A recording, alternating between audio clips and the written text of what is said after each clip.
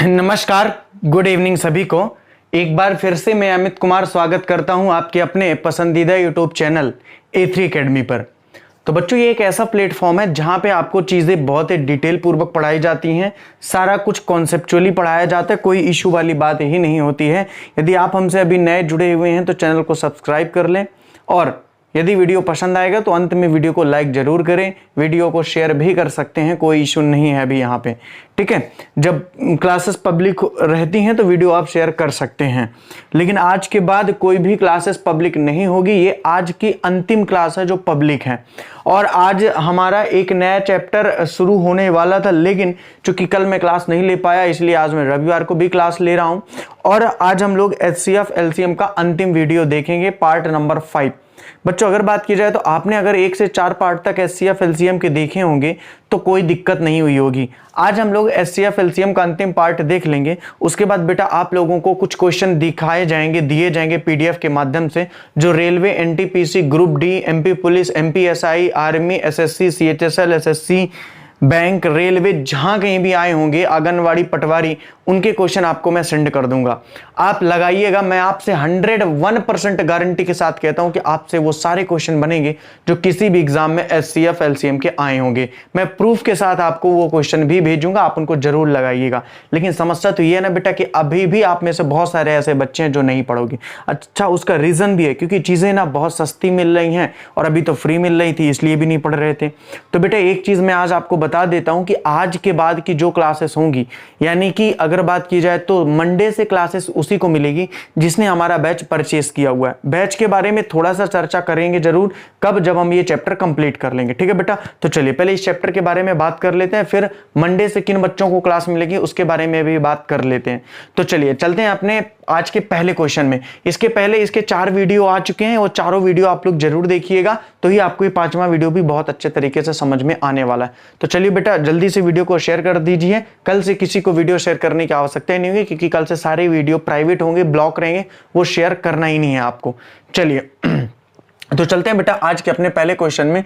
तो आज का अपना पहला क्वेश्चन ये रहा, ठीक है। हाँ बेटा, आज का वीडियो शेयर कर सकते हैं, मैंने पहले ही बताया।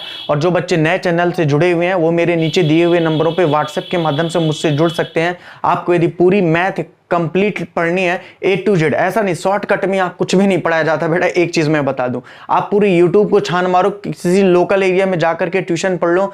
कोई भी व्यक्ति यदि 5 दिन लगातार HCF LCM की क्लासेस चलाएगा तो मुझे बता देना बेटा, 1 घंटे में HCF LCM लोग खत्म कर देते हैं। यहाँ कंटिन्यू 5वां सेशन चल रहा है बेटा LCM HCF का, यानी कुछ भी नहीं छोड़ने वाला हूं। हाँ, मंडे से हम लोग कौन सा चैप्टर स्टार्ट करें ये भी बताऊंगा, तो निश्चिंत रहो, ध्यान से पढ़ो पहले।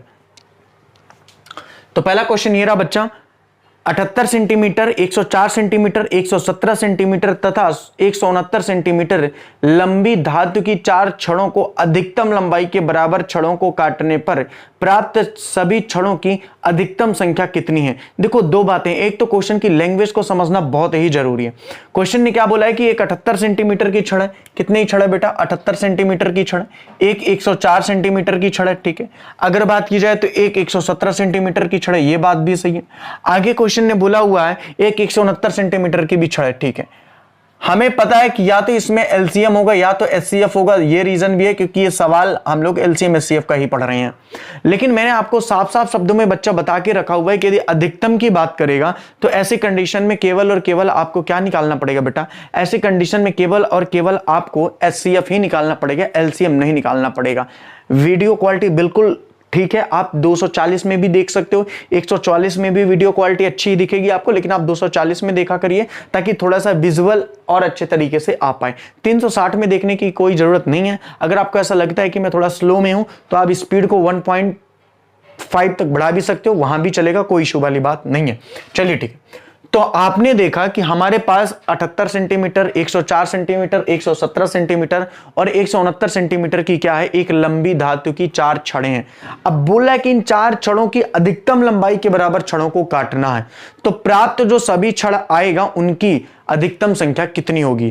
क्वेश्चन में केवल ये नहीं पूछा है कि अधिकतम लंबाई के बराबर छड़ों को काटना है तो वो कितना है, क्वेश्चन ने ये भी पूछा है कि काटने के बाद जो छड़ों की संख्या अधिकतम होगी वो कितनी होगी। तो हमें यहां पे सबसे पहली बात तो क्या निकालना है बेटा, HCF निकालना है। क्या निकालना है, HCF। आप सब लोग HCF से काफी अच्छे तरीके से परिचित हो चुके हैं, मुझे नहीं लगता कि अब मुझे इसका HCF आपको निकाल के बताना पड़ेगा। सिंपल सी बात है बेटा, HCF वो हाईएस्ट नंबर होता है जो इन सभी से चारों से विभाजित होता है। आपने देखा कि यहां पे HCF हो सकता है 13, क्योंकि 13 ही वो अधिकतम संख्या है जो इन चारों से विभाजित है। एक बच्चा बोलेगा सर यहाँ पे 6 भी तो हो सकता है, बेटा 6 इससे कट जाएगा। 6 बेटा अगर बात करोगे तुम इसमें 6 का डिवाइड नहीं जाएगा, 6 में इसमें भी नहीं जाएगा, इसमें भी नहीं जाएगा। बेटा अगर आप 3 सोचे हो तो 3 का विभाजन इसमें हो सकता है, इसमें हो सकता है, लेकिन इन दोनों में नहीं होगा तो 3 भी नहीं होगा। अगर आपको लगता है सर 9 हो सकता है तो 9 का विभाजन इसमें हो सकता है, लेकिन यहां पे नहीं होगा, यहां पे नहीं होगा। तो कहने का क्या मतलब है कि 13 ही, 23 नहीं होगा बेटा, क्योंकि 23 का विभाजन होगा ही नहीं।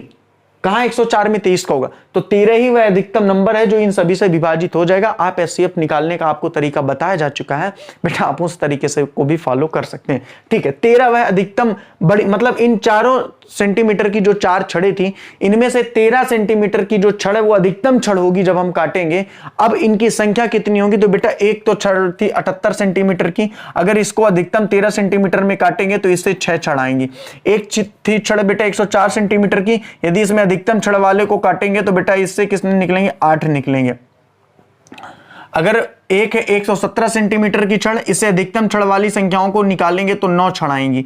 एक 169 सेंटीमीटर की छड़, अगर इससे अधिकतम संख्याओं वाले की छड़ को निकालेंगे तो बेटा इससे 13 ही आएंगी। ये बात आपको समझ में आ चुकी है। लेकिन क्वेश्चन में ये छड़ नहीं पूछा, इन छड़ों की संख्या पूछी है, तो बेटा इन छड़ों की संख्या हो जाएगी 13 9 22, 22 8 30 36, कितनी हो जाएगी बेटा, 36 आ जाएगी। अब देखिए आपके क्वेश्चन में जो आंसर दिया रहेगा, जब आप क्वेश्चन को सॉल्व करने जाओगे तो पहला ही ऑप्शन में 13 आंसर देगा। आपके मन में आएगा यार हमने तो सवाल को सॉल्व कर लिया, बिल्कुल करेक्ट है ना कि 13 ही तो आंसर आता है ना HCF में, लेकिन आपने क्वेश्चन की लैंग्वेज को नहीं समझा। बेटा यदि आप क्वेश्चन की लैंग्वेज को नहीं समझोगे तो समस्या आएगी। देखो 3 बातें हैं बेटा, बहुत अच्छे से बता रहा हूं मैं। मेरे पास कल एक बच्ची का फोन आया, बोली कि सर मैं फला जगह कोचिंग की तैयारी कर रही हूं, आप चाहोगे तो मैं रिकॉर्डिंग भी सुना सकता हूं, मुझे कोई इशू नहीं है। लेकिन चूंकि कोचिंगों का नाम आता है और मैं नहीं चाहता हूं कि मैं इस यूट्यूब के माध्यम से किसी भी कोचिंग का नाम लूं कि वहां पे ऐसी ऐसी क्लासेस पढ़ाई जा रही हैं, ऐसा ऐसा हो रहा है, मैं किसी भी कोचिंग या किसी भी यूट्यूब चैनल का नाम नहीं ले सकता हूं, लेकिन मैं रिकॉर्डिंग आपको सुना सकता हूं। मैंने बोला आप किसकी तैयारी कर रहे हो, उसने बोला सर MP पुलिस की तैयारी फला कोचिंग से मैं कंप्लीट कर रही हूं। मैंने बोला उसका सिलेबस क्या है, उसने बोला सर 20 या 22 नंबर 25 नंबर की मैथ आती है, 20 या 22 नंबर की रीजनिंग आती है और GK आता है 50 नंबर का। बेटा आपको पता है, आप में से जो बच्चे MP पुलिस की तैयारी कंटिन्यू कर रहे हो, मैंने पहले ही MP पुलिस का सिलेबस बता दिया है कि 35 से 40 नंबर की मैथ आती है, 25 से 30 नंबर की वहां पे बेटा अगर बात की जाए तो रीजनिंग आती है, 10 से 15 नंबर की वहां पे साइंस आती है, बचा हुआ है MP GK, स्टैटिक GK और करंट अफेयर्स और हिस्ट्री जियोग्राफी पॉलिटी, इनसे क्वेश्चन आते हैं। उसने बोला सर हमारे यहाँ तो 1-1 घंटे की क्लासेस जियोग्राफी हिस्ट्री और पॉलिटी की चलती हैं और मैथ और रीजनिंग साइंस तो बिल्कुल नहीं पढ़ाई जाती है। देखो यदि आपको MP पुलिस का पेपर निकालना है तो आपको लिशन पूरी रटनी होनी चाहिए, वो भी स्पेशल साइंस की जो 10 से 15 नंबर की आएगी। GK को बिल्कुल गोली मार दो, क्योंकि कोई मतलब नहीं है अगर आपने नहीं पढ़ा, क्योंकि 1 नंबर हिस्ट्री से आएगा, 1 पॉलिटी से, 1 जियोग्राफी से, 1 इकोनॉमिक्स से, 1 वर्ल्ड जियोग्राफी से, वो भी किसी पेपर में नहीं पूछता है। लेकिन आप अगर इनको पढ़ने में जाओगे तो बहुत समय लगेगा बेटा, पूरी हिस्ट्री पढ़ने में आपको 5-6 महीने लग जाएंगे। तो कहने का मतलब क्या है कि चीजों पता ही नहीं है, बच्चा तैयारी पे लगा हुआ है, पैसा दे हुआ 10,000 रुपया महीने, 10,000 रुपया पूरे कोर्स का खरीदा है, 4 महीने का कोर्स है। तो ये समस्याएं हैं।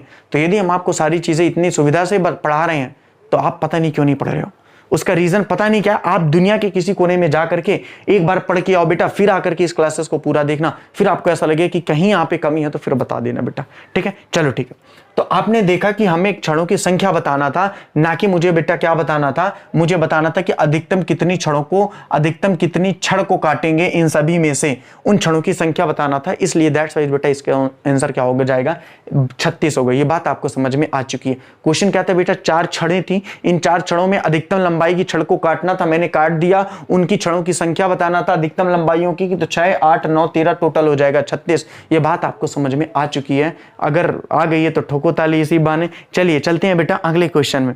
तो आज का अगला क्वेश्चन ये रहा आपकी स्क्रीन पर, तो जल्दी से देखिए, ये क्वेश्चन 1 करोड़ रुपए का है। जल्दी से जिसने भी आंसर इसका दे दिया तो 1 करोड़ रुपया आपके खाते से निकाल लिए जाएंगे, यदि आपके खाते में है, वैसे होंगे नहीं, ठीक है। चलो तो चलते हैं बेटा अपने अगले क्वेश्चन में। तो क्वेश्चन नंबर 2, एक व्यक्ति को पेट्रोल, यार पेट्रोल का नाम आते ही ना कसम से मतलब कुछ मत पूछो, पेट्रोल का नाम सुनते ही दिल में इतना भयानक सदमा उठता है कि कुछ मत कहो। 115 या 12 रुपया पता नहीं लीटर पेट्रोल चल रहा है। हम तो भराते ही नहीं है भैया, जब से पेट्रोल महंगा हुआ तो हम साइकिल से चलते हैं या तो पैदल चलते हैं। एक व्यक्ति को पेट्रोल के 403 लीटर, डीजल के 465 लीटर तथा मोबिल ऑयल के 469 लीटर को एक दूसरे के साथ मिलाए बिना पूर्णतः समान माप के डिब्बों में इस प्रकार भरना है कि प्रत्येक डिब्बा पूरा भर जाए। ऐसे कम से कम कितने डिब्बों की आवश्यकता होगी? बहुत ही सिंपल और अच्छा सा क्वेश्चन है। देखिए हमें पता, देखिए ऐसे क्वेश्चन जब एग्जाम में आते हैं तो आप समझ ही नहीं पाते हो कि ऐसे क्वेश्चनों के साथ करना क्या है। काफी सारे बच्चों की ये प्रॉब्लम्स जाएगी बेटा, मैं फिर से बता रहा हूं, लेकिन आपको लैंग्वेज समझना है, इसीलिए मैं सारे टाइप के क्वेश्चन लेकर के आ रहा हूं। मुझे पता है यहाँ पे एससीएफ निकलेगा, आपको भी पता है एससीएफ निकलेगा, तो फिर ऐसे क्वेश्चन क्यों? ताकि आप लैंग्वेज समझ सको। जब आपके एग्जाम में आएगा तो आपको पता कैसे चलेगा कि एससीएफ एलसीएम का है या ये सिंप्लीफिकेशन का है या इसका कोई अलग ही लॉजिक हो सकता है बेटा। ठीक है, तो इतना याद रखना। 403 लीटर, फिर 465 लीटर, फिर क्या है बेटा? अगर बात की जाए तो फिर अगर बात की 496 है। कितना है बेटा? 496 है। इनका हमें निकालना तो एचसीएफ है, क्योंकि साफ साफ क्वेश्चन में बोला है एक व्यक्ति को पेट्रोल का 403 लीटर है, डीजल 465 लीटर है, मोबिल ऑयल 496 लीटर को एक दूसरे के साथ मिलाए बिना पूर्णतः समान माप के डिब्बों में इस प्रकार भरना है कि प्रत्येक डिब्बा पूरा भर जाए। यानी अधिकतम की बात कर रहा है, तो ऐसे कम से कम कितने डिब्बों की आवश्यकता होगी? आपके मन में से बहुत सारे बच्चों के मन में आ रहा सर ये कम से कम बोला है। बेटा कम से कम वो डिब्बों की संख्या पूछा है, वो डिब्बों की संख्या पूछा है। पहले तो सवाल में एचसीएफ ही निकालना है, फिर उसका जो भी एचसीएफ आएगा उसमें डिवाइड कर देना, डिब्बों की संख्या आ जाएगी।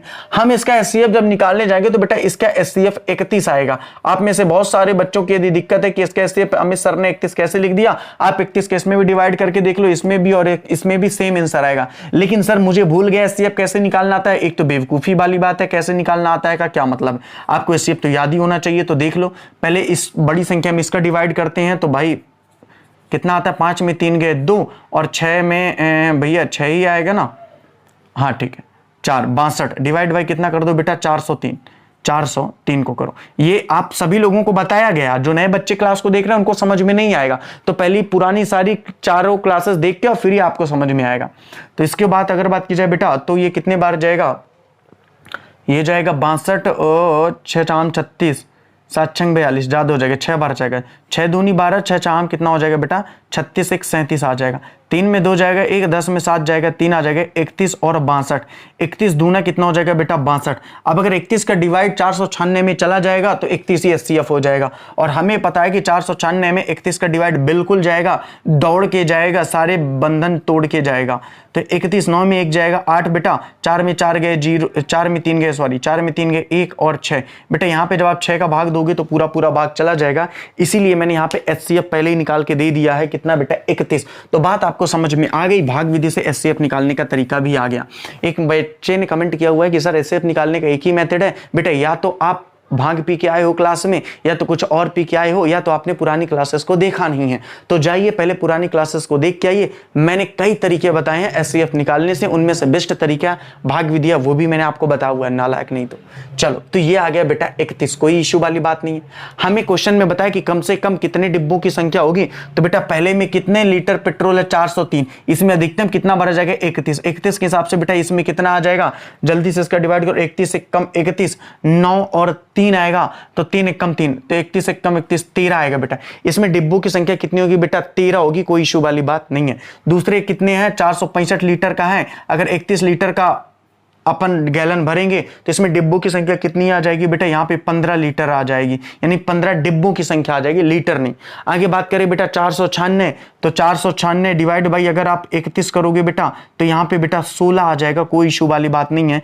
तो 13 डिब्बे, 15 डिब्बे, 16 डिब्बे, टोटल बात करोगे तो 6 5 11 3 14, 1 2 3 1 4, 44 डिब्बे। कितने आ जाएंगे बेटा? 44 डिब्बे। तो कम से कम कितने डिब्बे आएंगे बेटा? तो कम से कम 44 डिब्बे आ जाएंगी। हाँ बेटा ये डिब्बों की संख्या निकालना है भाई। हमने एक चीज तो निकाल ली ना कि बराबर भरना है समान डिब्बों में, ऐसे कितना लीटर का होगा? तो ये 31 लीटर का होगा। लेकिन अब इनमें डिब्बों की संख्या कितनी होगी भाई? 403 बटे 31 करोगे तो डिब्बों की संख्या आ जाएगी।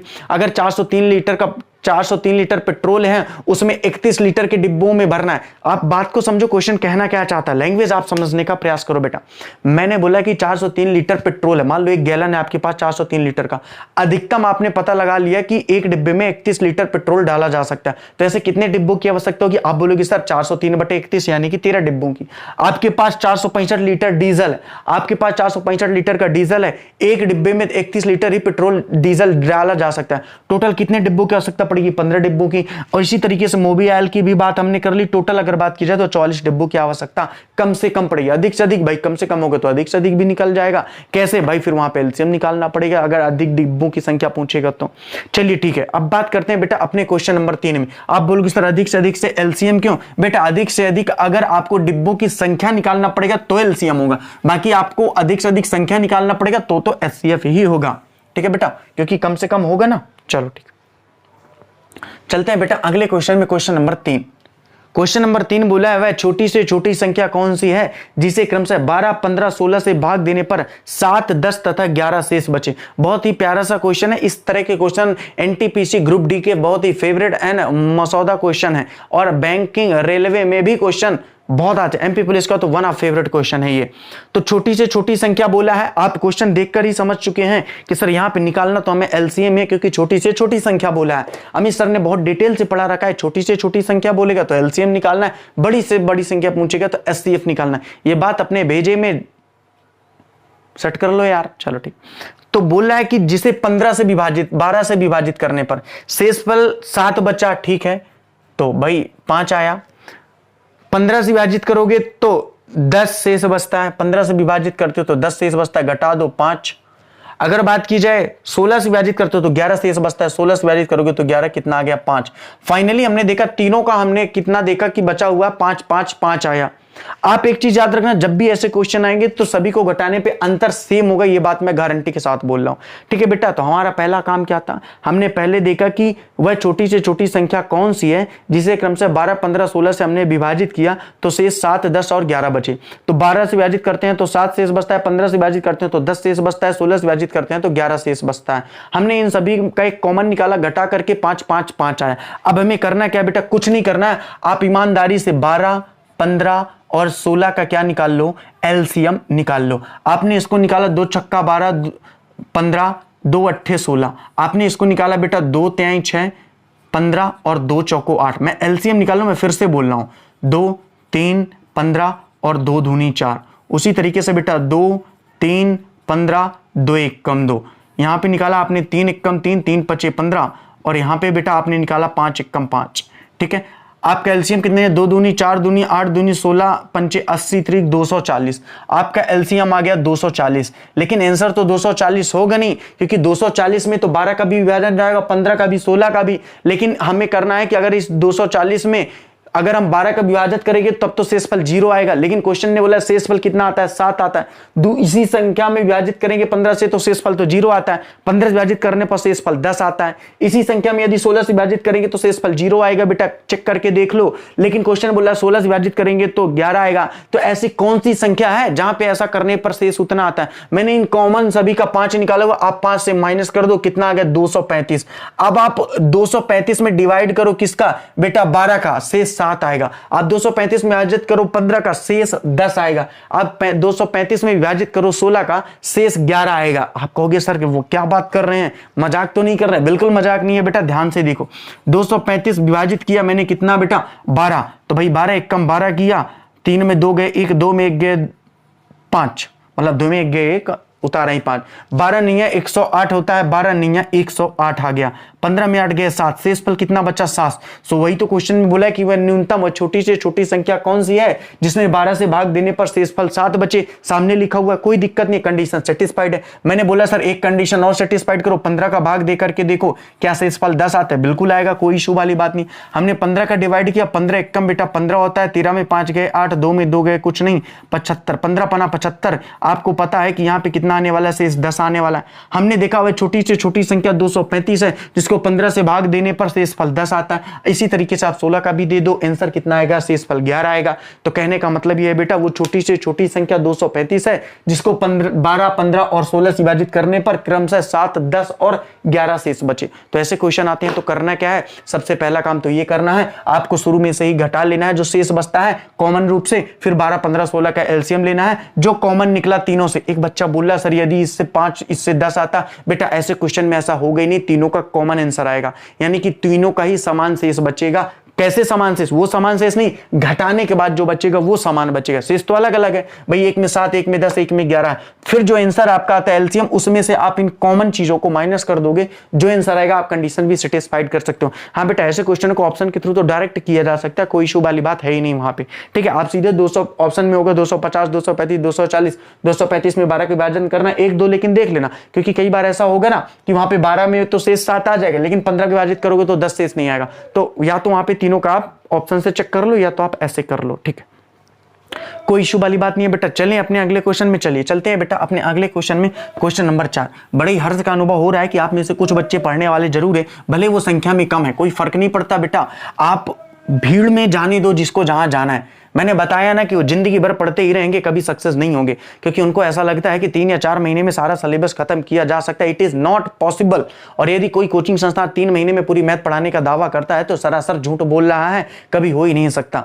बहुत सारी कोचिंग संस्थान तो ऐसे भी हैं जहां 1 घंटे की क्लासेस की बजाय 45 मिनट की क्लास होती है, 25-20 मिनट क्वेश्चन लिखाने में जाता है, 15 मिनट की क्लास है, वो भी 3 महीने में खत्म की जा रही है। तो आप समझ सकते हो लेवल क्या। यहाँ पे मैं क्वेश्चन लिखवाता नहीं हूं, डायरेक्ट लगा हुआ है, 35-40-45 मिनट की क्लास होती है, लगातार क्लासेस को ले रहा हूं, लेकिन आपको चीजें समझ में आएंगी नहीं, क्योंकि जब तक आप पैसे 8,000 10,000 नहीं वेस्ट करोगे तब तक इनकी इंपॉर्टेंस आप नहीं समझोगे। चीजें जब सस्ती मिलने लगती हैं बेटा, उसकी वैल्यू घट जाती है, वैल्यू घट जाती है। यकीन मानो, अगर आपको आईफोन 5,000 में मिलने लगेगा तो आईफोन की वैल्यू ही घट जाएगी, क्योंकि यार 5,000 का कुछ नहीं होगा। वही आईफोन 80,000 का मिला, उसकी वैल्यू है, सिंपल सी बात है ना बेटा। तो चीजें महंगी है, यानी आप अगर जा रहे हो, ये सर यार बहुत गजब का है, ये इसकी मंथली फीस 1 लाख रुपया लेता है पढ़ाने का, बहुत ही गजब का पढ़ा रहा होगा, भले वो किताब लेके रट्टा मरवा रहा है। तो मैटर क्या है कि आपने हर चीज को पैसे से रिलेट करके रखा है। बड़ी दुकान है, एसी लगी हुई है, महंगा है, फिक्स रेट है, अच्छी दुकान होगी निश्चित रूप से, भले वो कैसी है, कपड़ा लाओ 2 दिन बाद खराब हो जाए, कोई यार ये तो लुट गए हम। तो चीजें क्या है ना कि हम पैसे से अहमियत लगाते हैं कि वो चीजें कैसे होंगी, ये सरासर गलत है। आप ठोंक बजा के चीजों को लो, आप समझो भाई आपने चैप्टर कंप्लीट किया, आप देखो क्या आपसे चीजें बन रही हैं, क्या एग्जाम में ऐसी चीजें आ रही, अगर बन रही है तो भाई ये तो बेस्ट है, सड़क में है तो भी अच्छा है, बड़ी कोचिंग खोल के रखा है तो भी अच्छा है, बोर्ड में पढ़ा रहा तो भी अच्छा है, यूट्यूब में पढ़ा रहा तो भी अच्छा है, नहीं अच्छा है तो फिर नहीं अच्छा है। चलो ठीक है बच्चा, चलो तो चलते बेटा अपने अगले क्वेश्चन में। Question number 4। Question number 4 same as it is question 3 जैसे बन जाएगा आपसे, लेकिन चेक कर लो, देख लो। इसके आंसर आप लोग कमेंट बॉक्स में देना, बहुत ही सरल सा है। वह छोटी से छोटी संख्या कौन सी है जिसे 15, 25, 35, 45 से भाग देने पर क्रमशः 7, 17, 27 और 37 शेष बचे। अच्छा चलो ये क्वेश्चन मैं बता देता हूँ, हो सकता है कुछ बच्चों को प्रॉब्लम है, तो इसको भी देख लो, फिर आप बाद में करते रहना इसको। ठीक है, बोल रहा है कि छोटी छोटी संख्या मतलब एलसीएम की बात करा है, एक तो 15 है, दूसरी 25 है, तीसरी 35 है, चौथी कौन सी है बेटा? हाँ बेटा, ये सारे क्वेश्चन पूछे हुए हैं, मैं कोई ऐसा क्वेश्चन लाते नहीं है जो एग्जाम में नहीं पूछा गया। 15 से भाग देने पर कितना शेष बचता है? 7, यहाँ पे 17, यहाँ पे 27 और यहाँ पे 37। इनको जब आप घटाओगे तो एक कॉमन निकलेगा, वो कॉमन क्या होगा बेटा? 8। वो कॉमन क्या होगा बेटा? 8। ये बात आपको समझ में आ चुकी है। आगे हमें पता है क्या करना है, 15, 25, 35 और 45 का निकालना है एलसीएम। आप में से बहुत महानुभाव ऐसे होंगे सीधे 9 पना 45 करेंगे, ऐसी गलती कदापि मत करना, क्रम से काटना तभी आंसर आएगा। 3 पचे 15, 25, 35 और 15 तिया 45, 3 से ही कटेगा, अभी 3 से ही काटो। 3 5 25 35 और 3 पचे 15, 5 से काटो बेटा इसको। 5 एकम 5, 5 25, 5 सते 35, 5 एकम 5, फिर 5 से कटेगा और 7 से कटेगा, तो 3 त्रिकाई 9 पना 45 पंचे 5 25, 5 चौको 20, 2 22, 225 सत्ते, 7 पना 35, 7 दूनी 14, 2 16 और 7 दूनी 14, 14 1 15, 1565 आएगा बेटा। कितना आएगा? 1565। 75 आएगा क्या? एक सेकंड, एक सेकंड, 3 3 9 पना 45 45 पंचे पचम 25 5 चौको 22 225 7 पना 35 सॉरी 7 दूनी 14 370 ठीक ठीक ठीक ठीक बात सॉरी 1575 आएगा। हमने इसका एलसीएम निकाल लिया 1575, लेकिन 1575 तो वो नंबर आ गया ना जिसमें 15 का भी डिवाइड जाएगा, 25 का भी, 35 का भी, 45 का भी। यार कॉमन सेंस बात है, अगर 15 25 35 45 का एलसीएम 1575 है तो उसमें 15 का भी पूरा भाग जाएगा, 25 का भी जाएगा, 35 का भी, 45 का भी। लेकिन क्वेश्चन क्या बोला, ऐसी छोटी से छोटी संख्या बताइए जिसमें 15 का भाग देने पर शेषफल 7 आए, 25 से भाग देने पर शेषफल 17 आए, 35 से भाग देने पर शेषफल 27 आए, 45 से भाग देने पर शेषफल 37 आए। तो बेटा कॉमन रूप से इसमें 8 का माइनस कर दो, 15 में 8 गए 7, 7 में गए 6, यानी 1567 ही वह नंबर है जिसमें 15 25 35 45 का यदि अलग अलग बेटा आप भाग दोगे तो शेषफल 7 17 27 37 आएगा। आप पिछले क्वेश्चन जैसे करके भी देख सकते हैं। हाँ बेटा ऐसे क्वेश्चन को ऑप्शन से भी आप कर सकते हो, कोई इशू नहीं है। मान लो पहला ऑप्शन 1567 मिला तो 1567 में 15 का भाग दे दो, आंसर देख लो, शेषफल 7 आ रहा तो सही हो सकता है। लेकिन केवल एक चेक नहीं करना, क्योंकि हो सकता है एक चेक करने में आ जाए। भाई यदि मैं आपको कहता हूं सपोज दैट कि आंसर मैंने 37 लिख दिया, तो यहां पे भी तो आप 15 से भाग दे रहे हो तो शेषफल कितना बचा 7, तो क्या 37 थोड़ी आंसर होगा? आपको सभी कंडीशन क्या करनी पड़ेगी बेटा, चेक करनी पड़ेगी। सर बात समझ में आ गई आप जो कहना चाह रहे, सही है। तो इसलिए ये फालतू का पंचायत अलग अलग चेक करने से अच्छा है कि आप कॉन्सेप्ट को कर लो, वही आंसर होगा, चेक करने की आवश्यकता होगी नहीं, क्योंकि समय भी तो बेटा हमारे पास बचत में आना चाहिए कि नहीं आना चाहिए। ठीक है सर, कोई इशू वाली बात नहीं है। अगले क्वेश्चन को देखिए, बहुत ही प्यारा सा क्वेश्चन है, क्वेश्चन नंबर 5। हाँ बेटा आज से एलसीएम एचसीएफ की तिलांजलि दे देना है और जीवन में आपको कभी भी एलसीएम एचसीएफ नहीं पढ़ना पड़ेगा किसी भी एग्जाम के लिए। इसकी मैं आपको 101% गारंटी दे सकता हूं। लेकिन मैं फिर भी कहूंगा कि आप YouTube से सर्च करके एनी एग्जाम के जो आप तैयारी कर रहे हैं उनके एलसीएफ एलसीएम के क्वेश्चन लगाइएगा, आपसे पूरे बनेंगे। बाकी कुछ क्वेश्चन मैं खुद ही सेंड कर दूंगा। चलिए क्वेश्चन नंबर 5 में आते हैं। 60 का वह छोटे से छोटा गुणज क्या होगा जिसे क्रमशः 2 3 4 5 6 से व्यक्त करने पर क्रमशः 1 2 3 4 तथा 5 शेष बचे। अच्छा ये भी अच्छा क्वेश्चन है, थोड़ा सा लैंग्वेज इसकी चेंज, ध्यान से समझना। हमने कहा 2 3 4 5 6 माइनस करना है बेटा 1 2 3 4 5। आपको पता है सभी कंडीशन में शेषफल कितना आएगा बेटा, 1 आएगा। सभी कंडीशन में शेषफल 1 आएगा। अच्छा हमें एक चीज और भी पता है, हम इनका एलसीएम निकालेंगे। अब देखो इनका एलसीएम निकालोगे 2 3 4 5 6, एलसीएम निकालो जल्दी से। तो आपने कहा 2 1 कम 2 3, 2 दूनी 4 5, 2 तिहाई 6। आपने देखा 2 1 3, 2 1 कम 2 5 और 3। आपको पता है कि आगे क्या आएगा 3 और 5, ये तो आप समझ चुके होंगे। 2 दूनी 4 3 12 5 60। आपने देखा इसका एलसीएम कितना आ गया, 60 आ गया। लेकिन बेटा बवाल मचेगा यहाँ पे। आप डायरेक्टली ऐसा नहीं कर सकते हैं कि 60 माइनस 1 कर दें और 59 लिख दें, क्योंकि क्वेश्चन ने ये बोला हुआ है कि वह 60 का वह गुणज होना चाहिए, मतलब 60 के पहाड़े में वो आना चाहिए जो भी आंसर आपका आए। आप अगर ऐसा करते हो, सपोज दैट, बात को समझना मेरे, आपने अगर 60 में से 1 माइनस किया, आपका आया 59, तो बेटा क्या ये 7 के पहाड़े में आता है? आप बोलोगे नहीं आता है सर, तो ये तो आंसर नहीं हो सकता सर, ये तो आंसर नहीं हो सकता, क्योंकि नंबर्स हमें वही चाहिए जो 7 के पहाड़े में भी आता हो और इन सबको डिवाइड करने पर इतना शेष भी आता हो। आप बोलोगे सर ये तो थोड़ा बवाल वाली बात आ गई। पिछले क्वेश्चन में तो बहुत ही सिंपल सा था, क्योंकि पिछले क्वेश्चन में कंडीशंस नहीं दिया हुआ था कि वो संख्या 7 या 6 या 5 से डिवाइड भी होना चाहिए या उसका गुणज भी होना चाहिए। सीधे सीधे बोला था छोटी से छोटी संख्या कौन सी होगी। अगर इसी क्वेश्चन में 7 के गुणज को हटा दें और बोल देता वह छोटी से छोटी संख्या कौन सी होगी, इसको 2 3 4 5 6 7 से डिवाइड करने पर या 2 3 4 5 6 से डिवाइड करने पर क्रमशः 1 2 3 4 5 शेष बचे, तो बेटा वो संख्या 59 ही होती, उसमें कोई दिक्कत वाली बात नहीं थी। लेकिन क्वेश्चन की लैंग्वेज में एक लाइन बढ़ा दिया उसने और बोला 7 का गुणज होना चाहिए। 7 का गुणज का मतलब है कि 7 के पहाड़े में आना चाहिए। 7 का गुणज होने का मतलब है कि 7 से डिवाइड होना चाहिए। 7 का गुणज होने का मतलब है कि 7 दूनी 14, 7 3 21, 7 चौक 28, 7 पना 35, 7 चंग 42, ऐसे में कोई भी संख्या हो सकती है। तो ऐसे कंडीशन में जब क्वेश्चन आएगा तो आपको क्या करना पड़ेगा, बहुत ही सिंपल सा लॉजिक है, ध्यान से देखो। 60 यहां पे लिख लो के, माना कि के वह संख्या है, -1 इक्वल टू क्या हो जाएगा, तो इक्वल टू कुछ भी कर दो जहां पे आपका 7 का डिवीजन आए। अब आपको बेटा क्या करना पड़ेगा, अब आपको के मान रखना पड़ेगा। अब देखो के का मान आप पहले रखो 1, या तो के का मान 2, या तो के का मान 3। आप याद रखना ऐसे क्वेश्चन में के मान अधिकतम 5 तक रखे जा सकते हैं और उतने में ही आंसर आ जाएगा, उससे ज्यादा नहीं। आपने के का मान 1 रखा तब तो आएगा नहीं। आप के का मान यदि 2 रखते हो बेटा तो आ जाता है, क्योंकि 60 दूनी 120 और 120 में 1 जाएगा 119 आएगा। कितना आएगा बेटा 119 आएगा। कितना आएगा बेटा 119 आएगा। तो क्वेश्चन ने बोला है 7 का वह छोटी से छोटा गुणज क्या होगा जिसे क्रमशः 2 3 4 5 6 से विभक्त करने पर क्रमशः 1 2 3 4 5 शेष बचे, तो बेटा वो गुणज होगा 119। अब आप बोलोगे सर एक काम करते हैं ना कि कमान 3 रखते हैं। आप बोलोगे ठीक है सर, तो 180 आएगा -1 179। बेटा 179 7 से डिवाइड नहीं होगा। हो रहा है कि नहीं हो रहा? नहीं हो रहा है। आप बोलोगे सर के कमान 4 भी तो हम रख सकते थे, तो ठीक है आप उसको भी रख दो। 240 -1 239। कितना बेटा 239। 7 से डिवाइड हो रहा? बेटा नहीं होगा। के कमान 5 भी रख दोगे। अब आगे डिवाइड भी हो जाएगा, तो हमें तो छोटी से छोटी संख्या ढूंढना है ना, तो छोटी से छोटी संख्या तो हम कम से कम मान रखेंगे। अब मान लो के कमान 8 रखने में अगर आंसर आ रहा तो क्या मतलब बड़ी संख्या हो जाएगी वो। हमें तो छोटी से छोटी संख्या निकालना है ना, तो 1 रखने पर अगर आ जाता तो छोटी संख्या वही हो जाती, लेकिन 1 रखने पर नहीं आ तो 2 रखेंगे, 2 में नहीं तो फिर 3। ठीक है बेटा, बात समझ में आपको आ चुकी है, कोई इशू वाली बात नहीं है। और मैंने बताया ऐसे क्वेश्चन जब भी आएंगे तो के कमान 1 से लेके 5 के बीच में आ ही जाएगा।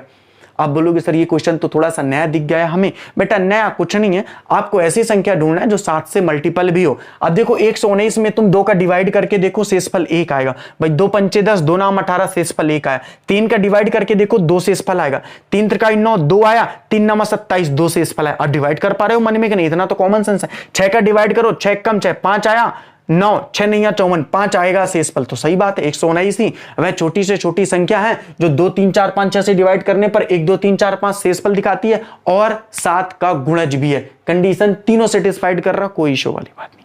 ठीक है बेटा, समझ में आ रही है सारी चीजें, कोई दिक्कत वाली बात नहीं है। चलो ठीक है, एक क्वेश्चन और देख लेते हैं इसी बहाने। क्वेश्चन नंबर 6 पे आते हैं। बेटा जितने टाइप मैं आपको पढ़ा रहा हूं ना एलसीएम एचसीएफ का, बेटा दुनिया के अब क्या बताऊं यार, मतलब कभी कभी रोना आता है कि इतनी अच्छी क्लास पढ़ाने के बावजूद भी बच्चे पढ़ नहीं रहे हैं। वो अपना समय व्हाट्सएप फेसबुक में व्यतीत कर सकते हैं, लेकिन डेली, इसीलिए बेटा रीजनिंग की क्लास किसी किसी दिन होती है, मैं डेली उसकी करवाऊंगा, कोई इशू वाली बात नहीं है, निश्चिंत रहो। मेरे पास इंग्लिश का भी टीचर है, रीजनिंग का भी है, मैथ का भी है, लेकिन मैं डिमोटिवेट हो जाता हूं जब आप एक ही क्लास को जो इतनी बेहतरीन तरीके से मैं पढ़ा रहा हूं उसको ही आपको देखने का टाइम नहीं है। तो दिन में 3 क्लासेस होगी तो आपके पास क्या देखने का टाइम होगा? इससे दूसरा टीचर भी डिमोटिवेट होता है, क्लास पढ़ा रहा हूं बच्चा देख नहीं रहा। तो प्लीज हम्बली रिक्वेस्ट है, अपने लाइफ का 40 मिनट मुझे दो, मैं अभी मैथ की जिम्मेदारी ले रहा हूं, मैं पूरी कंप्लीट कराऊंगा। आनंद सर हिंदी की रीजनिंग की लेंगे और अजय सर इंग्लिश की लेंगे। निश्चिंत रहो बेटा, बहुत मजा आने वाला है। चलो ठीक है, तो बेटा चलते हैं अपने अगले क्वेश्चन में। क्वेश्चन नंबर कौन सा है बेटा? क्वेश्चन नंबर 6 है। क्वेश्चन नंबर 6वां क्या, ध्यान से देखो। 17 का वह लघुत्तम गुणज ज्ञात कीजिए। देखो एक लैंग्वेज बोल दी ना लघुत्तम, लघुत्तम का मतलब छोटा, बृहत्तम का मतलब बड़ा, इतना तो आप समझ ही सकते हो।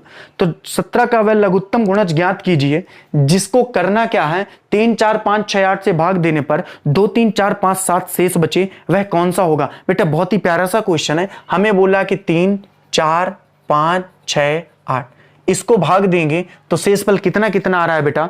2 3 4 5 7, 2 3 4 5 7। आपको मैं बता दूं कि इनमें समान शेष बचेगा, जैसे कि 1 1 1 1। ठीक है, आपको आगे ये भी पता है कि 3 4 5 6 8 का एलसीएम कितना होगा। अच्छा, इसका एलसीएम आप शॉर्टकट में भी निकाल सकते हो, मैंने आपको बता के रखा। कैसे इसका एलसीएम निकल जाएगा बेटा? आपको मैंने बताया बड़ी संख्या उठाओ, बड़ी संख्या का मल्टीपल करना चालू करो, ये सभी जिसमें डिवाइड हो जाएंगे वही इसका एलसीएम हो जाएगा। तो 8 दूनी 16 तो नहीं हो सकता, 8 त्रिक 24 भी नहीं हो सकता, 8 पंचे 40 भी नहीं हो सकता, 8 चंग 48 भी नहीं हो सकता, 8 सत्ते 56 भी नहीं हो सकता, 8 टाइम 64 नहीं होगा, 8 9 72 भी नहीं होगा, 8 दाम 80 भी नहीं होगा, 11 88 12 96 13 14 15 120 होगा, 120 होगा। अब आपको कैसे नहीं पता चला तो आप पूरे वे से कर लो, कोई दिक्कत नहीं है। मतलब 3 4 5 6 8 जैसे मैं एलसीएम निकाल रहा था, क्योंकि देखो 3 में 120 का भाग भी जाएगा, 40 तई 4 तई 5 दूनी 10 5 चौको 20, 6 दूनी 12 20 चक्का 15 8 120। तो एलसीएम बेटा कितना होगा? 120 होगा। लेकिन 120 माइनस 1 करेंगे तो 119 आता है, 17 सत्ते 119 आता है। बेटा ये इसका आंसर करेक्ट हो जाएगा, आपको करने की जरूरत नहीं है, के का मान रखने की जरूरत नहीं है, क्योंकि आपका आंसर हो जाएगा। आप बोलोगे सर ये कैसे, आपने क्यों के नहीं रखा? चलो मैं के लिख के भी दिखा देता हूं। 120 के माइनस 1, तो आप के का मान 1 रखो, तो 120 माइनस 1 119। मैंने क्या बताया, पहले तो आप न्यूनतम मान रखोगे ना बेटा। अब क्यों एक कंडीशन सेटिस्फाइड कर दिया? क्योंकि ये 17 का गुणज भी है, 17 से विभाजित भी होता है, 17 सत्ते 119। इसको विभाजित करेंगे 3 4 5 6 8 से, तो 2 3 4 5 7 शेष भी आएगा, मतलब यही संख्या होगी। बात समझ में आ रही है कि नहीं आ रही है? ये दोनों क्वेश्चन आप समझ गए ना, सेम ही थे, कोई दिक्कत नहीं है। वैल्यू रखना है, वो गुणज आना चाहिए बेटा, वो गुणज आना चाहिए। अब देखो क्वेश्चन नंबर 7 आपको शो नहीं हो रहा है क्योंकि वो घात वाला है, तो मैं यहीं पे डायरेक्ट आपको बता दे रहा हूं, ठीक है बेटा। तो इस तरह के क्वेश्चन भी एग्जाम में आएंगे तो आपसे बनेंगे, 101% बनेंगे यार, निश्चिंत रहो। क्वेश्चन नंबर 7, 15x³ फिर बेटा y की पावर 4। आगे अगर बात की जाए तो और 12x² y की पावर 5 का LCM क्या होगा? बहुत ही प्यारा सा क्वेश्चन है। देखो ऐसे क्वेश्चनों को करते हैं तो कैसे करते हैं, देखो 15। तो अब यहां पे आपको लग रहा होगा कि ये कैसे क्वेश्चन को सॉल्व करना, बहुत ही सिंपल सा है। पहले जो नंबर्स वाले हैं उनका आप एलसीएम निकाल लो, उनका एलसीएम निकालो। देखो 2 छक्का 12 15, 2 तिहाई 6 15, 3 एकम 3, 3 पचे 15 और 5 एकम 5। आपने देखा 2 दूनी 4 3 12 पंचे 60। एक तो नंबर्स का एलसीएम 60 आ गया। अब आपको एक चीज पता है, अगर नहीं पता तो याद कर लो, शुरुआत में मैंने आपको पढ़ाया था कि एलसीएम वह नंबर्स होगी पावर में जो सबसे अधिक होगी। पढ़ा रखा है कि नहीं पढ़ा रखा भाई? याद करो। आपको मैंने जैसे 2 की पावर 3 गुणे 3 की पावर 4 गुणे 2 की पावर 6 है, तो एलसीएम कितना होगा? आप बोलोगे सर 2 की पावर 6 गुणे 3 की पावर 4 होगा, जिसकी पावर अधिक होती है वो एलसीएम होता है। तो यहां पे एक्स की पावर किस में अधिक है? आप बोलोगे सर इसमें, यानी एक्स की पावर क्यूब होगी। वाई की पावर किस में अधिक है? इसमें, तो वाई की पावर कितनी होगी? 5। तो ये बेटा हो जाएगा इसका एलसीएम जो आ गया आंसर। सर समझ में थोड़ा सा कम आया, समझ में थोड़ा सा कम आया क्योंकि तेरा दिमाग ही यहां नहीं था, या तो तुमने पुरानी क्लासेस को नहीं लिया हुआ था। भाई ऐसे क्वेश्चन जब भी आते हैं तो इनके पहले नंबर्स का एलसीएम आपने अलग ले लिया, 12 15 का एलसीएम आ गया 60। अब इसमें तुमको पता है कि जिसकी पावर सबसे अधिक होगी वो उसका एलसीएम होगा, पहले से बढ़ा के रखा। एक्स की पावर क्यूब है तो ये एक्स की पावर क्यूब लेंगे। एक्स की पावर स्क्वायर क्यों लेंगे? क्योंकि ज्यादा पावर वाली लेती है ना। वाई की पावर 4 क्यों नहीं लेंगे? क्योंकि वाई की पावर 5 है तो वाई की पावर 5 लेंगे। ये बात आपको समझ में आ चुकी है, कोई इशू वाली बात नहीं है बेटा, ठीक है। चलो चलते हैं बेटा अपने अगले क्वेश्चन में, क्वेश्चन नंबर 8। हाँ बेटा फालतू की बकवास नहीं, आराम से करो, है ना। देखो ये जिंदगी एक जंग है और जंग से आपको लड़ना पड़ेगा और लड़के ही आगे आपको निकलना पड़ेगा, ठीक है बेटा। क्योंकि समस्याओं का आना पार्ट ऑफ लाइफ है, समस्याओं का आना पार्ट ऑफ लाइफ है और समस्याओं से लड़ करके आगे बढ़ना आर्ट ऑफ लाइफ है। अब ये कला यदि आपको है तो बहुत अच्छी बात, नहीं है तो फिर आप रोते धोते बैठे रहो जिंदगी में, किस्मत को दोष देते रहो, कुछ नहीं मिलने वाला, ठीक है बेटा। चलो अगले क्वेश्चन में आते हैं, क्वेश्चन नंबर 8। क्वेश्चन नंबर 8, वह छोटी से छोटी संख्या 5 अंकों की सबसे बड़ी संख्या को जब 5, 6 और 7 से विभाजित किया जाता है तब प्रत्येक स्थिति में 2 शेष बचता है, ठीक है, कोई दिक्कत नहीं है। तो वह संख्या क्या होगी? आप में से बहुत सारे बच्चों को अगर ये चीज पता है तो ठीक है, नहीं पता है तो देख लो। अगर मैं बोलूं पहले अंक की यानी 1 अंक की सबसे छोटी संख्या क्या होगी, तो आप बहुत अच्छे से आंसर दे सकते हो कि सर 1 अंक से सबसे छोटी संख्या 1 होती है। बड़ी संख्या क्या होगी? सर 9 होगी। 2 अंक की सबसे छोटी संख्या 10, बड़ी संख्या 99। 3 अंक की सबसे छोटी संख्या 100 और बड़ी संख्या 999। 4 अंक की सबसे छोटी संख्या बेटा 1000, बड़ी संख्या बेटा 9999। 5 अंक की सबसे छोटी संख्या बेटा 10,000, बड़ी संख्या बेटा 99,999। तो इससे आप एक चीज समझ में आ गया कि जो छोटा अंक पूछेगा तो उतने ही जीरो सहित मिलाकर के वो नंबर होना चाहिए और बड़ी संख्या पूछेगा तो उतने ही 9 होना चाहिए। 5 अंक की बड़ी संख्या मतलब 5 9, 4 अंक की बड़ी संख्या 4 9, 3 अंक की बड़ी संख्या 3 9, 2 अंक की बड़ी संख्या 2 9, 1 अंक की बड़ी संख्या 1 9, 1 अंक की छोटी संख्या 1, 2 अंक की बड़ी 2 अंक की छोटी संख्या 1 0 और 1, 3 अंक की छोटी संख्या 2 0 और 1, 4 अंक की छोटी संख्या 3 0 और 1, 5 अंक की बड़ी संख्या छोटी संख्या 4 0 और 1। बात समझ में आ गई। अब देखो यहां से क्वेश्चन 5 अंकों की बड़ी से बड़ी संख्या। आपको एक चीज तो पता होगी कि सर 5 अंकों की बड़ी से बड़ी संख्या क्या होती है? 9 9 9 9 9। ये बात तो समझ में आ गई। आगे क्वेश्चन बोला कि 5 अंकों की सबसे बड़ी से बड़ी संख्या कौन सी है जो 5, 6 और 7 से विभाजित किया जाए तो प्रत्येक स्थिति में 2 शेष बचे। तो चलो पहले 5, 6 और 7 का कॉमन एलसीएम निकाल लेते हैं कि 5, 6, 7 से अलग अलग विभाजित ना करके इनको एक साथ विभाजित करेंगे तो एलसीएम कितना आता है? तो भाई 2 5 2 तिहाई 6 और 7, तो यहां पे 3 5 और 7 आएगा। बात समझ में आ गई है? कोई दिक्कत नहीं, क्योंकि 5 ऐसे ही सेम रहेगा तो 3 1 कम 3 7, 5 ऐसे ही सेम रहेगा तो 1 और 7 7 1 कम 7, ये आ गया एलसीएम। 2 तिहाई 6 पंचे 30 सत्ते 210, 210 का भाग दे दो। ये बात समझ में आई? आपने घंटियों वाला क्वेश्चन पढ़ा हुआ है ना, वहीं पे इसको पुटअप करना है। आपने क्वेश्चन को देखा कि 5 अंकों की बड़ी से बड़ी संख्या पूछा है जिसको 5, 6 और 7 से विभाजित करो तो प्रत्येक स्थिति में 2 शेष बचे। तो हमने क्या किया, 5 अंकों की सबसे बड़ी संख्या ले ली। अब इससे कम भी हो सकती है संख्या, ऐसा नहीं कि 5 अंकों की बड़ी से बड़ी संख्या, बड़ी से बड़ी होना चाहिए लेकिन प्रत्येक दशा में 2 शेष भी बचना चाहिए जब 5, 6, 7 से विभाजित करें। हमने 5, 6, 7 से अलग अलग विभाजित ना करके इनका एलसीएम कॉमन रूप से ले लिया, बात तो एक ही है। अब 210 का विभाजित किया तो ये 4 बार जाएगा बेटा, 4 शून्य 4 1 कम 4, 4 दूनी 8, माइनस करो 9, 9 में 4 गए 5, यहां पे आ गया 1, कितना गया बेटा 1 आ गया 9। डिवाइड करो जल्दी से, तो 2 सत्ते 14, 7 बार जाएगा, 8 बार तो जाएगा नहीं, 7 बार करो। 7 शून्य 7 1 कम 7, 7 दूनी 14, माइनस करो बेटा 9 आए, 9 में 7 गए 2, 5 में 4 गए 1, फिर आ गया 9। फिर कितनी बार जाएगा बेटा, 6 बार जाएगा, 6 बार जाएगा, 6 कर दो, 6 शून्य 6 कम 6, 6 दूनी 12 आ गया बेटा, 9 आ गया और 3 39 क्या बच गया, शेष बच गया। 39 क्या बच गया, शेष बच गया। मेरी बात को समझने का प्रयास करना प्लीज। हमने देखा कि 5 अंकों की सबसे बड़ी से बड़ी संख्या 99,999 थी। हमने देखा 5, 6, 7 से विभाजित किया, उनका पहले तो प्रॉपर हमने एलसीएम ले लिया, 210 आया। हमने 99,999 को जब 210 से विभाजित किया तो हमारा शेष 39 बचता है। यदि हम 39 को घटा दें तो हमारा वो नंबर मिल जाएगा, यदि हम बेटा 39 को घटा दें तो हमारा वो नंबर मिल जाएगा जो 5, 6 और 7 से पूरी तरीके से विभाजित होगा। तो हमने देखा 99,999 में यदि हमने 39 को घटा दिया तो 0, 9 में 3 गए 6, 9, 9, 9, ये वो नंबर है 99,960। बेटा 5 अंकों की सबसे बड़ी से बड़ी संख्या वह है जो 5, 6, 7 से पूरी तरीके से विभाजित हो जाती है, वो है 99,960। यह बात आपको समझ में आ चुकी होगी। जो बच्चे रेगुलर क्लास को लगातार पढ़ रहे हैं उनको लैंग्वेज समझ में आ गई होगी। 5 अंकों की बड़ी से बड़ी संख्या 99,960 ही है जो 5, 6, 7 से पूरी तरीके से विभाजित होती है, क्योंकि यह संख्या 210 से पूरी तरीके से विभाजित है। यदि उसके एलसीएम से विभाजित है तो उससे भी विभाजित है। भरोसा नहीं करके देख लो, 5 से विभाजित करो, इसको विभाजित हो जाएगी। वैसे भी 0 और जिसके क्या में 0 और 5 होता है वो 5 से तो डिविजिबल है, तो 5 का तो वैसे भी बनता है। 6 का चेक कर लो, 6 कम 6, 9 में 6 गए 3, 9, 6 चाहम 36 बेटा, कितना 9 में 6 गए 3, 9, 6 चाहम 36 कितना है बेटा, 9 में 6 गए 3, 6 चाहम 36 पूरी तरीके से विभाजित है। आप 7 से विभाजित कर लो, हो जाएगी। इसके बाद कोई संख्या नहीं होगी बेटा 5 अंकों की जो 5, 6, 7 से विभाजित होगी। याद रखना सर, इसके बाद भी तो हो सकता है 99,960, 65, 80, 90, कोई नहीं होगी बेटा, याद रखना।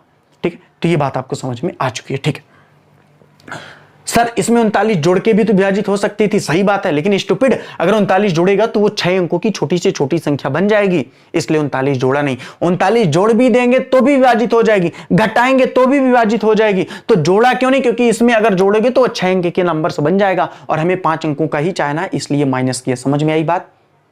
चल ठीक है सर, ये आप घटा के, और अभी नालायक स्टूपिड, मैं बोलूं 9 को ऐसी 2 से विभाजित करो तो 9 अंक में कौन सी वह संख्या 9 से पहले ही की होगी जो 2 से पूरी तरह से विभाजित होगी? आप बोलोगे 2 चौको 8, 9 में 8 गए 1, 9 में 1 को घटा दो 8, 8 वह संख्या होगी जो 2 से पूरी तरीके से विभाजित होगी। सिंपल सी बात है, शेष फल को घटाओगे तो वही निकलेगा। वही चीज मैंने यहां पे किया, बात समझ में आ रही है। लेकिन क्या इसके आंसर 99,960 होगा? नहीं, क्योंकि क्वेश्चन ने बोला है कि प्रत्येक दशा में 2 शेष बचता है। तो 2 शेष कब बचेगा? जब हमारा आंसर होगा 99,962। तो 2 हमें इसमें क्या करना पड़ेगा बेटा? ऐड करना पड़ेगा, 99,962। अब इसमें जब तुम 5 का विभाजन करोगे तो 2 शेष बचेगा, 7 का करोगे तो 2 शेष बचेगा, 6 का करोगे तो 2 शेष बचेगा। क्योंकि क्वेश्चन ने यह नहीं बोला कि 5 अंकों की वैसे बड़ी से बड़ी संख्या बताइए जो 5, 6, 7 से पूरी तरीके से विभाजित हो। अगर यह क्वेश्चन का आंसर होता तब तो जाके क्वेश्चन का आंसर 99,960 होता, लेकिन बोला है कि वह बड़ी से बड़ी संख्या बताइए 5 अंकों की जो 5, 6, 7 से विभाजित करने पर प्रत्येक दशा में 2 शेष बचे। तो 2 जोड़ दो बेटा, तो 2 ही शेष तो बचेगा। आप करके देख लो, कोई इशू वाली बात नहीं है। अगर ये छोटी सी बात आपको बड़ी लग रही है और आपको नहीं समझ में आ रही है तो बहुत समस्या वाली बात है। आप गहन अध्ययन करिए, पुराने वीडियो को देख करके आइए। चलिए चलते हैं क्वेश्चन नंबर 9 में। जो बच्चे रेगुलर क्लास को देख रहे हैं और कहीं से पढ़े भी हुए हैं उनको इस चैप्टर की अहमियत समझ में आ रही होगी और ये लैंग्वेज भी समझ में आ रही होगी। चलिए बेटा क्वेश्चन नंबर 9 में चलते हैं। बहुत ही प्यारा सा क्वेश्चन है। वह छोटी से छोटी संख्या ज्ञात करो जिसे 12, 15, 20 और 54 से विभाजित करने पर प्रत्येक मामले में 8 शेष बचे। भाई ये भी बहुत ही सिंपल सा क्वेश्चन है। अब ये क्वेश्चन यार बताने लायक है नहीं, लेकिन चलो देख लो। 12, 15, 20 और 54 से, तो 12, 15, 20 और 54 से विभाजित करो। तो पहले तो इसका एलसीएम निकाल लो बेटा। 2 छक्का 12, 15, 2 दाहम 20, 2 दूनी 4, 2 सत्ते 14, 2 का विभाजित करो, 2 तिहाई 6, 15, 2 पंचे 10, 27, 3 एकम 3, 3 पचे 15, 5 3 नवा 27, 3 से विभाजित करो, 3 एकम 3, 5 5, 3 त्रिकाई 9, फिर आएगा बेटा 3 और फिर आएगा 5, तो 2 दूनी 4 3 12 पंचे 60, 60 नहीं 540 आएगा। अब आप गुणा भाग करते रहना, कोई दिक्कत नहीं। इसका एलसीएम निकला 540, तो 540 तो वो नंबर है जो 12 15 20 और 54 से पूरी तरीके से विभाजित होगा। लेकिन क्वेश्चन बोला प्रत्येक दशा में 8 शेष बचना चाहिए, तो बेटा इसमें 8 जोड़ दो, 548 वह नंबर है जो कि 12 15 20 54 से विभाजित होगा, लेकिन उसके साथ साथ 8 शेष भी बचेगा। तो आप डिवाइड कर लो, चलो चेक कर लेते हैं। 12 से विभाजित करो भाई, 12 चौका 48, 14 में 8 गए 6, 8 12 पंचे 60, देखो 8 शेष बचा कि नहीं बचा? बिल्कुल बचा। हाँ बेटा, हर कंडीशन में 8 ही बचेगा। 548 समान शेष की बात कर रहा ना, 15 के विभाजन करो, 15 तिया 45, 14 5 गए 9, 8 15 छक्का 90, 8 शेष बचा ना बेटा? हाँ तो ठीक तो है ना। अरे नालायक, जब 540 वह नंबर है जो 12 15 20 54 से विभाजित है, तो 8 जोड़ दोगे तो 548 वह नंबर होगा जिसको सभी से विभाजित करने पर 8 शेष फल बचे। ये भी कोई समझने वाली बात है क्या? ये भी कोई ना बनने वाली बात है क्या? ठीक है बेटा, कोई इशू नहीं है, किसी को 1% भी नहीं होना चाहिए। चलिए अगला क्वेश्चन आपके लिए होमवर्क है, आप लोग सभी लोग इसका कमेंट बॉक्स में आंसर देना। अब आपके मन में एक क्वेश्चन जो उठ रहा होगा उसका मैं आंसर दे दूं। क्वेश्चन ये है कि सर ये कैसे पता चलता है कि एलसीएम निकालना? बेटा छोटी से छोटी संख्या बोला, दैट्स वाइज एलसीएम निकालना। क्वेश्चन ये कैसे पता चलता है कि सर शेष फल को जोड़ना है? क्योंकि शेष बचाना है तो शेष तो जोड़ना पड़ेगा। बात समझ में आ रही है? कोई इशू नहीं है, चलो ठीक है। तो चलिए आज की बातें मुलाकातें, क्वेश्चन नंबर 10 देख लो। क्वेश्चन नंबर 10 एक बार पढ़ भी देता हूं। सबसे छोटी संख्या क्या है जिसे 4 6 10 और 15 द्वारा विभाजित करने पर हर बार 3 शेषफल प्राप्त हो? इसका आंसर आप सभी लोग कमेंट बॉक्स में दीजिएगा। आप सभी से हाथ जोड़ के अनुरोध है कि प्लीज इसका आंसर कमेंट बॉक्स में दीजिएगा। अब चलिए कुछ बातें मैं आपसे बता देता हूं। आज हमारा ये चैप्टर कंप्लीट हो चुका है। इसका पीडीएफ आपको तुरंत अभी मिल जाएगा 2 मिनट के अंदर। क्लास आप देख के रीतोगे नहीं कि आपको इसका सारा पीडीएफ आपको मिल जाएगा। ये चैप्टर भी हमने कंप्लीट किया। अब देखो बेटा, अभी हम लोग 1 हफ्ते तक, चूंकि हम लोग इधर चैप्टर में आए हैं, तो हमारा जो मंडे से चैप्टर चलेगा वो कौन कौन सा चलेगा, पहले तो आप चीजों को समझ लो। मंडे से हम लोग कौन कौन सा चैप्टर चलेंगे। इसके बाद हम लोग मंडे से चालू करेंगे डेसिमल, यानी कि कल क्या पढ़ाया जाएगा? डेसिमल। डेसिमल के बेटा एक डेसिमल की अगर बात की जाए तो 4 से 5 लेक्चर इसके भी होंगी वीडियो। 4 से 5 लेक्चर बेटा इसके भी होंगे, कोई इशू नहीं है। 4 से 5 लेक्चर बेटा इसके भी होंगे वीडियो, ठीक है। अगर बात की जाए 4 से 5 दिन बाद, अगर बात की जाए इसके बाद कौन सा चैप्टर बेटा हम लोग चालू करेंगे? इसके बाद हम लोग चालू करेंगे सिंप्लीफिकेशन। क्या चालू करेंगे? सिंप्लीफिकेशन। सिंप्लीफिकेशन किसी भी कोचिंग ऑनलाइन चैनल में ये चीजें इतना डिटेल से नहीं पढ़ाई जाती। ये थोड़ा लंबा है तो ये 5 से 6 चलेगा, 5 से 6 वीडियो होंगे इसके। इसके बाद हम लोग पढ़ेंगे करणी एवं घात। क्या पढ़ेंगे बेटा? करणी एवं घात। करणी एवं घात पढ़ेंगे, करणी एवं घात पढ़ेंगे। ये भी बेटा 5 से 6 दिन का वीडियो है, 5 से 6 दिन इसकी भी क्लास चलेंगी बेटा। इसके बाद हम लोग पढ़ेंगे, इसके बाद हम लोग पढ़ेंगे प्रायिकता। प्रायिकता पढ़ेंगे बेटा, प्रायिकता पढ़ेंगे। प्रायिकता के बाद बेटा क्रमचय संचय पढ़ेंगे, क्रमचय और संचय पढ़ेंगे। और क्रमचय संचय के बाद अगर बात की जाएगी तो ये भी वीडियो बेटा 5 से 6 दिन का निश्चित रूप से चलने वाला।